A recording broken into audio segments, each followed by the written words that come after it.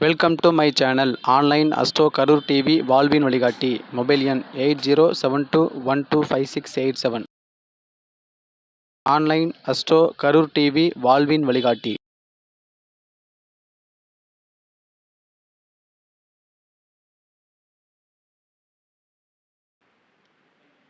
என்னை ஈன்றெடுத்த தாய் தந்தையருக்கும் எனக்கு சொல்லிக் கொடுத்த குருமாருக்கும் என்னுடைய குலதெய்வமான மாசி பெரியண்ணன் சுவாமிக்கும் என்னுடைய தாய் வீட்டு குலதெய்வமான முருகனுக்கும் கோடி நமஸ்காரம். நாள் எண் செய்யும் வினைதான் எண் செய்யும் என்னை நாடி வந்த கோள் எண் செய்யும் கொடுங்கூற்று எண் செய்யும் குமரேசரரு தாளும் சிலம்பும் சதங்கையும் தண்டையும் தோளும் கடம்பும் என் கண்முன் தோன்றிடினே.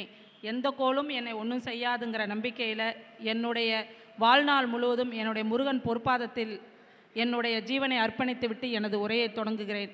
இன்றைய நட்சத்திரம் அஸ்வினி. அஸ்வினி நட்சத்திரத்துடைய காயத்ரி மந்திரம் அஸ்வத்தாஜாய வித்மகே சூலஹஸ்தாய தீமகி தன்னோ கேது பிரசோதயாத். பொதுவாக இன்றைக்கி அஸ்வினி நட்சத்திரம் வந்துச்சுன்னா தேவர்கள் எல்லாருமே குதிரை மேலே பயணம் பண்ணி, ஏன்னா தேவர்கள் எது மேலே பயணம் பண்ணுவாங்க? குதிரையில் தான் பயணம் பண்ணுவாங்க. அப்போ குதிரையில் எல்லாரும் பயணம் பண்ணி வரும்போது நம்ம அஸ்வினி நட்சத்திரம் என்னைக்கெல்லாம் நம்மளுக்கு வருதோ, இந்த பிரபஞ்சத்தில் அஸ்வினி நட்சத்திரம் என்னைக்கெல்லாம் பிரயாணம் பண்ணுதோ அன்னைக்கு ஒரு நாள் ஆகுது நம்ம நல்ல சிந்தையும் நல்ல நடத்தையும் நம்ம நினச்சிக்கணும். நம்ம ஏன்னா பொதுவாக சொல்லுவாங்க, முன்காலத்தில் சொல்லுவாங்க, நீங்கள் நல்லதே பேசு நல்லதே சொல்லு. ஏன்னு கேட்டால் உன்னை சுற்றி நிறைய தேவர்கள் இருக்காங்க, அவங்க இந்த பிரபஞ்சத்தில் நீ சொல்கிறது எல்லாமே ததாஸ்து ததாஸ்து அப்படின்னு சொல்லுவாங்க. உண்மைதான். அதுலேயுமே 27 நட்சத்திரத்துக்கு ஹெட்டான அஸ்வினி அன்னைக்காவது நம்ம என்றைக்குமே நெகட்டிவான விஷயங்களை நம்ம நினைக்கவே கூடாது, பேசவும் கூடாது, சிந்திக்க கூடாது. ஏன் சிந்திக்க கூடாதுன்னா, அந்த அஸ்வினி நட்சத்திரம் தேவர்கள் நம்ம பக்கத்தில் யாரோ ஒருத்தர் இறைவன் தூதா அனுப்பியிருப்பார், அவர் நம்ம பக்கத்தில் இருப்பார். உனக்கு வேண்டிய நீங்கள் வேணாலும் அஸ்வினி நட்சத்திரம் வர நாளெல்லாம் நீங்களும் உங்களை சுய பரிசோதனை பண்ணி பாருங்க.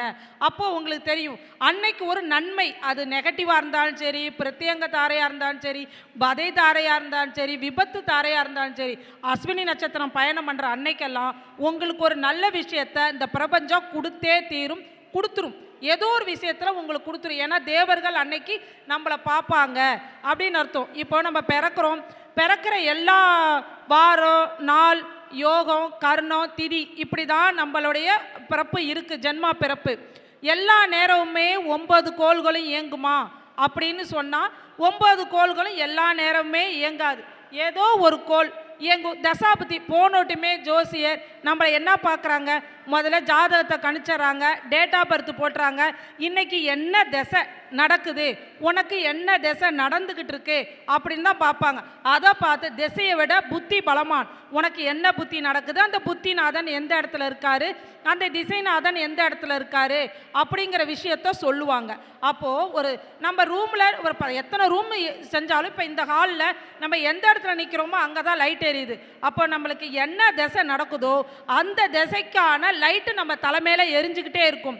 அதற்கான காரத்துவங்கள் கண்டிப்பாக நடக்கும். இப்போ சும்மா சொல்லணும்னா, ஒருத்தருக்கு புதன் திசை நடக்குதுன்னா மேக்சிமம் அவர் ஒரு ஜவுளி கடைக்கு போனால் கூட அவர் பார்க்குற ட்ரெஸ்ஸில் க்ரீன் கலர் தான் ஃபஸ்ட்டு லைட் அடிக்கும்.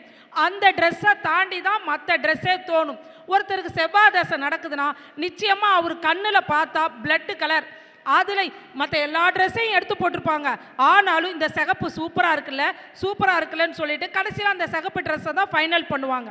அப்போது நம்மளுக்கு என்ன திசை நடக்குதோ அந்த திசையோட காரத்துவம் நம்மளுக்கு நல்லா நடக்கும். அதற்கான என்ன கர்மா வாங்கியிருக்கோமோ அந்த கர்மாவுடைய வேலையை அந்த திசை செய்யும். நல்லது செஞ்சுருக்கோன்னா அது நல்ல விதமாக இறங்கும்.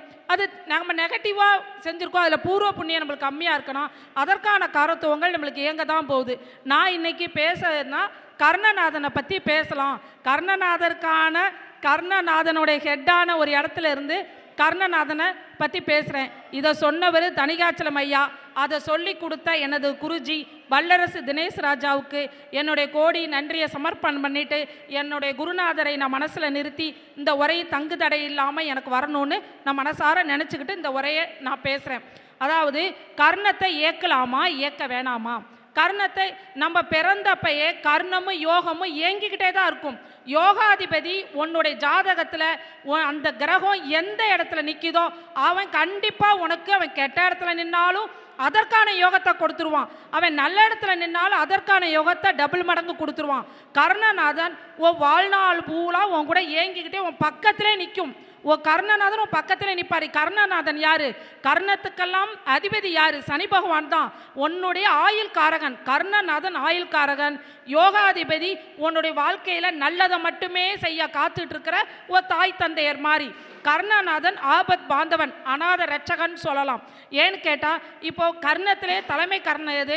பவகர்ணம். பவம் யாரை சார்ந்தது? செவ்வாயை சார்ந்தது. ஏன் பவம்? சரவண பவ. அந்த கர்ணத்தை எப்படி ஞாபகம் வச்சுக்கலாம்? சரவண பவ. சரவணன் யாரு? செவ்வாய்க்கு அதிபதி. அப்போ பவம் யாரு? செவ்வாய்க்கான அதிபதி. அப்போ கர்ணநாதன் பவ கர்ணத்தில் ஒரு செயல் செய்கிறோம்னா நிச்சயமா அது 100% சக்சஸ் ஆகும். கர்ணத்தோடைய வருஷம் என்ன? 48 வருஷம். கர்ணத்தோடைய ஆயுள் காலம் 48 இயர்ஸ். 48னா என்ன? எதை செஞ்சாலும் 48 நாள், எதை செஞ்சாலும் ஒரு மண்டலம். அப்போது கர்ணர் பவகர்ணன் அன்னைக்கு பிரதிஷ்டை கோயிலில் பாருங்கள், ராஜராஜர் சோழன் கட்டின பிரம்மாண்டமான அந்த பிரகதீஸ்வரர் ஆலயம் இன்னைக்கும் யுனெஸ்கோ நிறுவனம் பாதுகாக்குதுன்னா அது எவ்வளோ பெரிய தனித்துவம் வாய்ந்தது. ஏன்னா ராஜராஜ சோழன் கட்டிய அந்த பிரகதீஸ்வரர் ஆலயம் பவகர்ணத்தை அன்னைக்கு தான் குடமுழுக்கு விழா நடைபெற்றுச்சு. பவகர்ணத்தை அன்னைக்கு தான் அது அடிக்கலே நாட்டியிருக்காங்க. இன்ன வரைக்கும் அது தலை நிமிந்து நிற்குதுன்னா அது அந்த பவத்தோட வேலை என்னன்னு தெரியணும். கர்ணம் மறந்துருச்சுன்னா சரவண பவன் ஞாபகம் வச்சுக்கோங்க. நம்ம சரவண பவனை செவ்வாய் நம்ம இயக்கத்தில் இருக்கார். உன் ஜாதகத்தில் மேச ராசின்னு வச்சுக்கோங்க. நீங்கள் பவகர்ணத்தில் பிறந்திருக்கீங்க. அப்போ செவ்வாய் எந்த இடத்துல நிற்கும்? செவ்வாய் போய் உங்களுக்கு 6ஆம் இடத்துல நிற்கிது. உங்களுக்கு கர்ணநாதன் பவம். அப்போ 6ஆம் இடத்துக்கான உண்டான காரத்துவம் என்ன? கடன், நோய், வம்பு வழக்கு, இப்படியே நெகட்டிவாகவே பேசுறீங்க. 6ஆம் இடத்துக்கான காரத்துவம் அரசாங்க உத்தியோகம்னு ஒன்று இருக்குல்ல.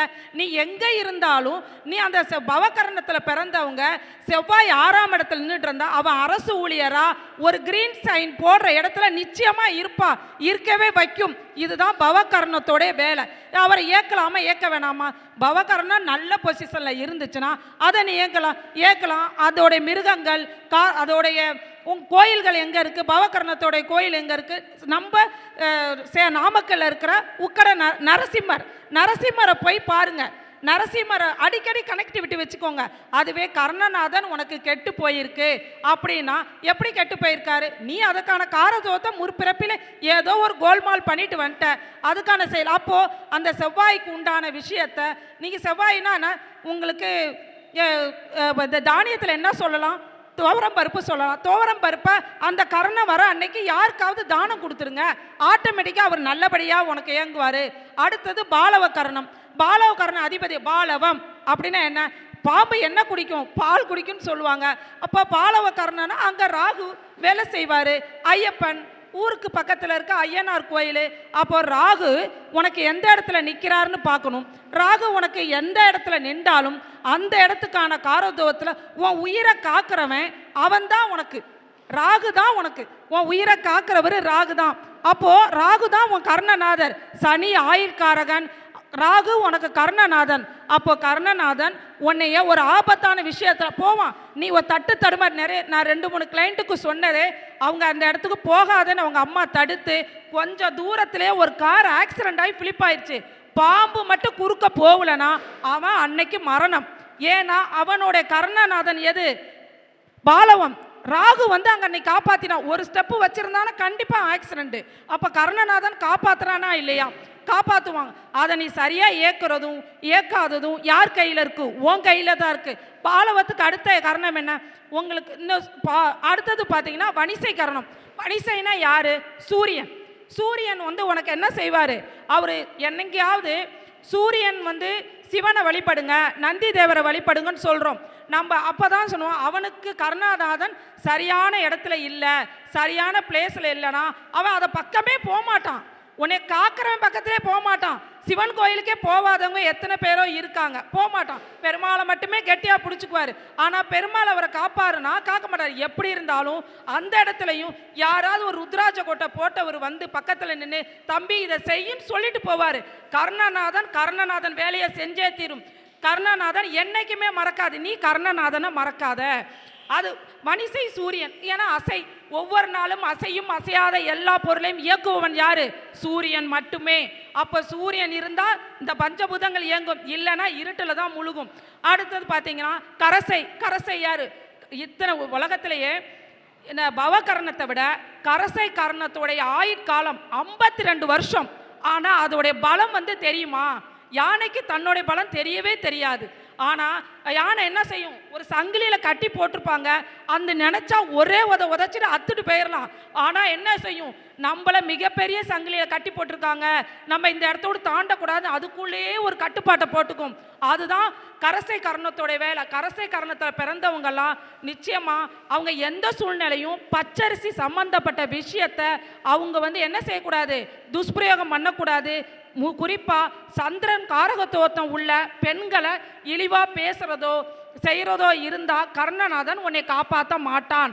அந்தந்த காரகத்துவத்தான வேலையை செஞ்சுருங்க. ரெண்டாவது அடுத்த கர்ணம்னு பார்த்தீங்கன்னா கௌளவம். இருக்கிற கர்ணத்திலேயே சனிக்கு சனி. எப்படி உங்களுக்கு ஆயுள் காரகனே சனி, ஆனால் அவனுக்கும் சனிக்கு சனி. கௌளவ கர்ணம். இதை ஒரு உதாரணத்தோடு சொல்லிடுறேன். எங்களுடைய க்ளோஸ் ரிலேட்டிவ் என் மாமா, அவருக்கு குரு அட்டமாதிபதியில் நிற்கிறாரு. நான் சொல்கிறேன், நீ போகும்போது ஜாக்கிரதையாக போங்க, உங்களுக்கு ஏதோ ஒரு சம்பவம் நடக்க போகுதுன்னு. காலையில் போனார், கார் ஆக்சிடெண்ட் ஆகிருக்கும், ஆனால் அதுலேருந்து தப்பிக்கிறாரு. சாயந்தரம் போகும்போதுன்னு சொல்கிறேன், ஆசிரியர் சம்மந்தப்பட்ட விஷயத்தில் கொஞ்சம் கவனமாக இருங்கன்னு. அவங்க ஒய்ஃபு டீச்சரு, அவங்க பொண்ணு டீச்சரு, அவங்கள கூட்டி கொண்டு போய் விடுறதுக்கு போகிறாரு. திரும்பி வரையில் அன்டயத்தில் அவர் ஆக்சிடெண்ட் ஆகுறாரு. ஆகி கால் எலும்பு முறிஞ்சிருச்சு. ஆனால் அவருடைய கர்ணம் யார்? கௌளவ கர்ணம், சனி பகவான். அந்த ஆக்சிடெண்ட்டில் அவர் தப்பிச்சது பெரிய விஷயம். அங்கே காப்பாற்றினது யாரு? கௌளவம் காப்பாற்றிருக்கு. அவர் ஆக்சிடெண்ட் ஆகி விழுகிறப்போ செத்து போன பன்னி அவர் உயிரை காப்பாற்றிருக்கு. ஏன்னா பன்னி மேலே செத்து போன பன்னி மேலே வண்டியை விட்டு தான் காலோடு முறிஞ்சிட்டாரு. இல்லைன்னா பக்கத்தில் வந்திருக்க அம்பாசிடர் காரில் அவர் அப்படியே தரைக்கு தரையாக நசுங்கியிருப்பார். கௌளவம் காப்பாத்துச்சா இல்லையா? அப்போ கர்ணநாதன் காப்பாற்றுறானா இல்லையா? அட்டமாதிபதி குரு இருந்தும் உனக்கு சனி பகவான் உன்னை காப்பாற்றிட்டாரு. அப்போ காரணம் என்ன? கர்ணன் உங்களுக்கு ஏங்கிக்கிட்டே இருக்கான். கர்ணனுடைய இயக்கத்தை தடுக்க முடியாது. கௌளவ கர்ணம். வாராகி அம்மனை வழிபட்டுக்கோங்க. தைத்துளை கர்ணம்.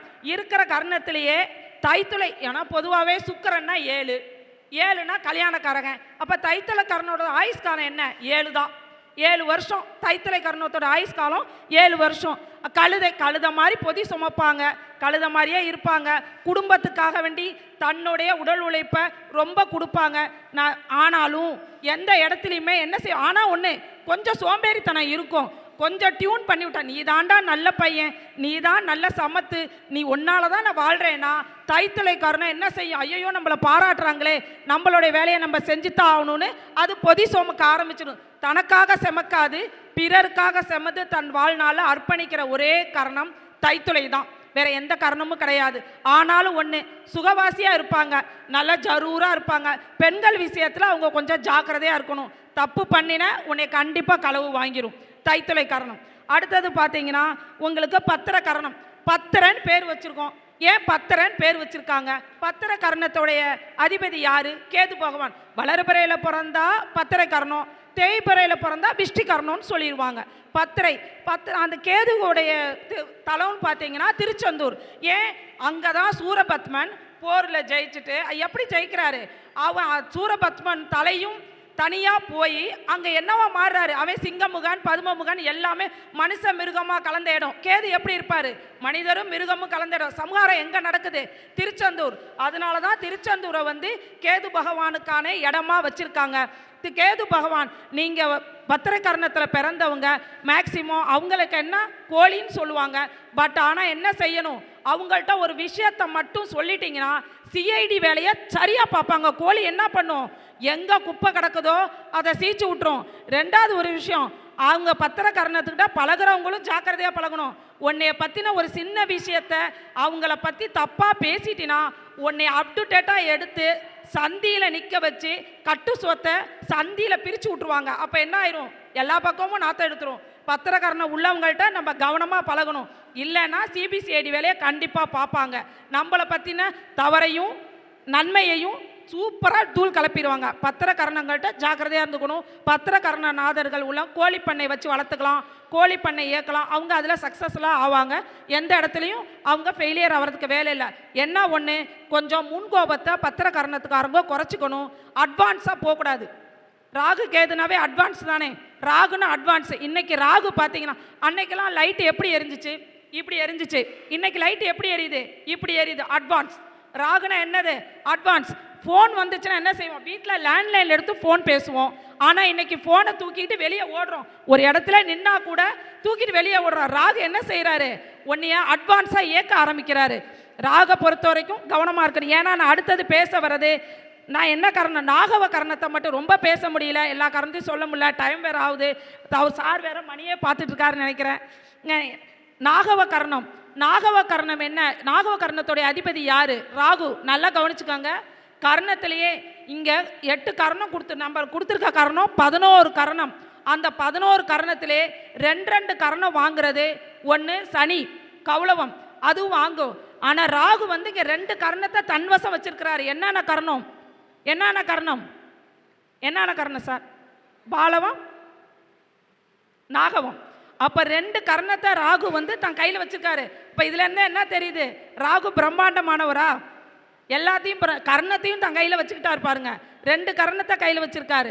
நாகவ கர்ணத்துக்காரங்க கொஞ்சம் சுயநலமாக இருப்பாங்க, சுயமாக திங்க் பண்ணுவாங்க, கொஞ்சம் ஒழுக்கத்தில் அவங்க கவனமாக இருக்கணும். ஒழுக்கம் தவறிட்டா நிஜமாக நிறைய பின்விளைவுகளை சந்திக்க வேண்டி வரும். நாகவ கரணத்துக்காரங்க சுயநல மேலோங்கினவங்க, தன்னை மட்டும்தான் யோசிப்பாங்க, ரொம்ப செல்ஃபிஷாக இருப்பாங்க. ஆனால் அவங்க கொஞ்சம் ஆன்மீக வழியில் ஈடுபட்டுட்டா அவங்க கண்டிப்பாக அவங்களுடைய வாழ்க்கை டியூன் போயிடும். நாகவ கரணத்துக்காரவங்க அவங்க இறைவன் வழிபாட்டை அதிகமாக வச்சுக்கணும். அப்போ அவங்க கர்ணநாதன் சேஃப்கார்டு பண்ணுவார். இல்லை அப்படின்னா கண்டிப்பாக அவங்களுக்கு தொந்தரவு உண்டு. மேக்சிமம் எனக்கு தெரிஞ்சு நான் பார்த்த ஜாதகத்தில் நாகவத்து கர்ணத்துக்காரவங்க நிறைய பேர் ஒழுக்கங்கட்டு அசிங்கப்பட்டு சிறை தண்டனை கொண்டு வாங்கியிருக்காங்க. ஏன்னா அந்த கர்ணத்தை தப்பாக இயக்கிறதுனால பிரச்சனை அங்கே இருக்குது. நாகவ கர்ணம் கவனமாக இருக்கணும். கிம்ஸ்துக்கன கர்ணம், கிம்ஸ்துக்கன கர்ணம் பார்த்தீங்கன்னா யார், யோகாதி. கிம்ஸ்துக்கன கர்ணத்துக்கு கர்ணநாதன் யார், புதன் பகவான். புதன் ஒருத்தருக்கு வியாதி வந்துருச்சு, அவங்க என்ன செய்யலாம், 4 நட்சத்திரம் ஹோரை இதெல்லாம் பார்ப்போம். ஆனால் கிம்ஸ்துக்கன கர்ண அன்னைக்கு தீராத வியாதி உள்ளவங்க மருந்து மாத்திரை எடுத்துக்கிட்டா அந்த மருந்து மாத்திரை வேல்யூ காலம் முடியறதுக்கா 3 நாள் அவங்களுக்கு கண்டிப்பாக ரெக்டிஃபை ஆகும். அதற்கான நம்மளுக்கு வழிவகை கண்டிப்பாக கிடைக்கும். கிம்ஸ்துன கனகர கர்ணத்தோடைய ஆயுள் காலம் என்னது, 3 நாள் தான். புழு ரொம்ப வருஷம் வாழுமா, வாழாது. அப்போ அவங்க கிம்ஸ்துக்கன காரணத்தில் வியாதிக்கு அதுக்கு வந்து என்ன நினச்சிக்கிறாங்க எல்லாருன்னா, கிம்ஸ்துக்க கரணத்தில் பிறந்துட்டா நம்மளுக்கு 3 நாள் தான் உசுரோடு இருப்போமா, அப்படியே அர்த்தம். அப்படி கிடையாது. கிம்ஸ்துக்குன கரணங்காரவங்க 3 நாள். அவங்க புதன் எப்படி போடுவார், ரெட்டை வேஷம் போடுவார் இல்லையா, இன்னைக்கு ஒரு மாதிரி பேசுவார், நாளைக்கு ஒரு மாதிரி பேசுவார். இன்னும் பேசுனா நான் அப்படியெல்லாம் பேசவே இல்லையே, நான் வேறு மாதிரி பேசினேன் அப்படின்னு பேசுகிறவங்க யாருன்னா கிம்ஸ்துக்கனக்காரவங்க. தன் இடத்துக்கு தகுந்த மாதிரி தன் உருவமைப்பையும் உடலமைப்பையும் மாற்றிக்கொள்கிற காரணம் கிம்ஸ்துக்கணும். அப்போ கிம்ஸ்துக்கன காரணத்தில் பிறந்தவங்க எல்லாருமே கண்டிப்பாக மேத்தமேட்டிக்ஸில் இன்டெலிஜெண்ட்டாக இருப்பாங்க, ரொம்ப அறிவு திறமையாக இருப்பாங்க. கிம்ஸ்துக்கன காரணத்து நாள் வரும்போது நீங்கள் மருந்து மாத்திரை எடுத்துக்கோங்க. இது வரைக்கும் எனக்கு வாய்ப்பு கொடுத்த கர்ணநாதனை நல்லா புடம் போட்டு பேசுவார் எங்கள் சாரு. அவருக்கு முன்னாடியே கர்ணத்தை பற்றி ஒரு சில துளிகள் சொல்லியிருக்கேன். Thank you so much. இந்த பிரபஞ்சத்துக்கு நன்றி, என்னுடைய குருநாதருக்கும் நன்றி, இதை பார்த்துட்டு இருக்க பொதுமக்களுக்கும் கோடான கோடி நன்றி. Thank you so much. தேங்க்யூ. இந்த வரைக்கும் அதாவது ஒரு இடி இடித்து அளவு வந்த மாதிரி இருக்குது, சரியா? அதாவது அவங்க சொன்னாங்க கர்ணநாதனை பற்றி பேசக்கூடிய ஐயா வச்சுக்கிட்டே இந்த அளவுக்கு பேசக்கூடிய வாய்ப்பு எனக்கு கிடச்சிருக்கு அப்படின்னாங்க. அது ரொம்ப உண்மையாலுமே, அதாவது அவங்கவுங்களுக்கு கொடுத்த பிரபஞ்சம் அவங்கவுங்க மூலம் அவங்கள மாதிரி நானும் பேச முடியாது, என்னை மாதிரி அவங்களும் பேச முடியாது. ஆனால் அவங்க பேசும்போது ஒரு கம்பீரமான ஒரு குரல் இருந்துச்சு உண்மையாலுமே. ஏன்னா அது பெருமைக்குரிய விஷயம். திருப்பூரில் பேசுகிறதுக்காக டைட்டில் கொடுத்துருந்தாங்க அவங்க. ஆனால் அந்த டைட்டில் இங்கே வந்து பேசுவாங்கன்னு நான் எதிர்பார்க்கல. ஆனால் அருமையாக பேசிட்டாங்க, சரியா? நான் அங்கே நம்ம தானே எடுக்க போகிறோம், சரி எப்படி பேசுகிறான்னு பார்க்கலாம் அப்படின்னு நினச்சிக்கிட்டு இருந்தேன். ஆனால் இங்கே வந்து மிக அற்புதமாக நம்ம மீட்டிலேயே பேசுகிறது எனக்கு கேட்கறதுக்கான வாய்ப்பு கிடைச்சது ரொம்ப சந்தோஷமாக இருக்குது உண்மையாலுமே. அதாவது இந்த கர்ணங்கள் பேசும்போது அந்த ஆக்ரோஷம் வருது பார்த்தீங்களா, அந்த ஆக்ரோஷம் பிரபஞ்சம் கொடுக்குற கிஃப்ட்டு, சரியா? அதாவது அவங்க குரல் வலிமையை பார்த்து தான் நான் மோகன்தான் முரளி மீட்டிங்கில் பார்த்து அவங்க குரல் வலிமையை பார்த்துட்டு தான் நம்ம மீட்டிங்க்கு சஜஸ்ட் பண்ணேன் அவங்கள. ஏன்னா இவங்களுக்குள்ள ஒரு மிகப்பெரிய திறமை இருக்குது. நாளைக்கு எதிர்காலத்தில் நல்ல ஜோதிட ஞானத்தோட நிறைய பேர்த்துக்கு பரப்பணுங்கிற நோக்கமும் இருக்குது அவங்கள்ட்ட. சரியா? இது எல்லாத்துக்குமே இருக்காது. ஆனால் ஜோதிடம் பார்த்து பணம் சம்பாதிக்கிறாங்களோ இல்லையோ, நிறைய பேர்த்து ஜோதிட புது புது கருத்துக்களை மக்களுக்கு பரப்பணுங்கிற நோக்கம் அவங்கள்ட்ட இருக்குது. அதனால தான் அந்த வேகமும் அந்த துணிச்சலும் அவங்கள்ட்ட அதிகப்படியாக இருக்குது. அதாவது பெண்ணாக இருந்தாலும் கூட அந்த மாதிரி பேசுகிறதுக்கு சப்போர்ட்டாக இருக்கிறது ஏன்னா கர்ணம் தான் சப்போர்ட்டாக இருக்கும். இந்த நேரத்தில் மேடத்தோடைய கர்ணம் என்னன்னு நான் தெரிஞ்சுக்கணும்னு ஆசைப்பட்றேன். வேற ஒன்றும் இல்லை. சரிங்களா? சொன்னீங்கன்னா சந்தோஷமாக இருக்கும். Okay, super. அதாவது கிம்ஸ்து குணகர்ணம், அதாவது அந்த கிம்ஸ்து குணகர்ணங்கிறது ரொம்ப அற்புதமான கர்ணம். என்ன காரணம்? அதாவது இதில் வந்து பார்த்தீங்கன்னா 2 பிரிவாக பிரிச்சிருக்காங்க கர்ணத்தை. சரியா? அதாவது இது அசுப கர்ணமாக தான் வராங்க. ஆனால் அசுப கர்ணமாக மற்றவங்களுக்கு இருக்கலாமே தவிர அவங்களுக்கு அது சுபகர்ணமாகவே இருக்கும். நல்ல ஃபஸ்ட்டு புரிஞ்சுக்க. எல்லாத்துக்குமே அவங்கவுங்க கர்ணம் அவங்களுக்கு தானே உதவி பண்ணணும். அப்படி இருக்கப்போ அது அசுபகரணம் கிடையாது. நல்ல ஃபஸ்ட்டு புரிஞ்சுங்க. மற்றவங்களுக்கு வேணால் அது அசுபமாக தெரியலாமே தவிர அவங்களுக்கு அது சுபத்தையே பண்ணும் அப்படிங்கிற அர்த்தம் உண்டு. அந்த வகையில் புத்தி, ஞானம், செயல்பாடு எல்லாத்துக்கும் வித்திட்டது அதுதான். சரிங்களா? வாழ்க்கையில் பங்கு தான் கொஞ்சம் போராட்டமாக இருக்குமே தவிர ஆனால் மற்ற விஷயங்கள் எல்லாமே சிறப்பாக இருக்கும். கண்டிப்பாலுமே அதில் எந்த வித மாற்றம் கிடையாது. உண்மையா இல்லைங்களா? Right, okay, super. சரிங்களா? அதனால் இப்போ மேடம் அவங்க ரொம்ப மேடம்னு சொல்லக்கூடாது, என்னோட தங்கை அப்படின்னு சொல்லலாம். ஏன்னு கேட்டால் ரொம்ப அற்புதமாக ஒரு இது கயிறு கொடுத்ததை கூட என்கிட்ட கொடுத்து நான் இதை கட்டி விடுங்க அப்படின்னு சொல்லி என் அந்த அதாவது காசி பிரசாதம் கொடுத்தாங்க. அது ஒரு கயிறு இருந்துச்சு கொடுத்தா. அதே மாதிரி திருச்சிக்கு போயிருந்தேன். அன்றைக்கும் அண்ணான்னு சொல்லி எல்லாத்துக்கிட்டையும் அறிமுகப்படுத்தி வச்சாங்க. அதுலேருந்து நானும் முடிவு பண்ணிட்டேன். நானும் ஃபோனில் பேசுகிறப்ப அண்ணன் சொல்கிற மாதிரி உரிமையில் தான் பேசுவேன். அதே மாதிரி நான் கூப்பிட்டேன்னா அடுத்த முயற்சி மறுப்பு இருக்காது. வரேன் எவ்வளோ கஷ்டமாக தான் வரேன்ருவாங்க. அதுவே எனக்கு பெரிய கிடைச்ச கிஃப்ட்டு. சரிங்களா? அதாவது எனக்கு பாக்கியலட்சுமி ஒரு தங்கச்சியாக இருக்கிற மாதிரி விஜயலட்சுமி ஒரு தங்கச்சி. சரிங்களா? ரொம்ப சந்தோஷமாக இருக்குது உண்மையாலுமே. சரிங்களா? அதாவது கடைசி வரைக்கும் என்னோட பயணிப்பாங்கிற நம்பிக்கையோட அவங்களுக்கு சிறப்பு செய்யணுங்கிறதுக்காக இப்பொழுது மேகநாத ஐயா அவங்க சிறப்பு செய்வாங்க. வாங்க.